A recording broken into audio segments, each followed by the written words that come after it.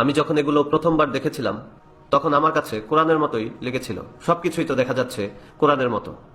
এবং এটি আমি দেখিয়েছিলাম একজন অ্যারাবিক স্কলারকে, যিনি একজন লেকচারার। আমি তার নামটি ভুলে গিয়েছি, কিন্তু যখন আমি এগুলো তাকে দেখিয়েছিলাম তখন তিনি তাকাচ্ছিলেন এবং ভাবছিলেন। তিনিও ধরে নিয়েছেন এটি কোরআন, কিন্তু তার কাছে সন্দেহ হয়েছে যে কোরআনে এই শব্দটি আছে কিনা। কিন্তু তিনি স্মরণ করতে পারছেন না যে কোরআনে আব্বানা শব্দটি কোথায় রয়েছে। তাই তিনি এই শব্দটি কোরআন থেকে বের করার চেষ্টা করছেন। আব্বা না, আব্বা না, এরকম কিছু কি রয়েছে কোরআনে? তিনি হাফেজ নন, কিন্তু তিনি বলছেন যে এরকম কিছু মনে হচ্ছে না আছে। এরপর আমি তাকে বললাম এটি কোরআন নয়, এটি হলো পবিত্র বাইবেল। এগুলো হলো খ্রিস্টান কিতাবুল মুকাদ্দাস, খ্রিস্টান কিতাবুল মুকাদ্দাস, খ্রিস্টান কিতাবুল মুকাদ্দাস। এগুলো মুসলিমদেরকে বিনামূল্যে দেয়া হচ্ছে।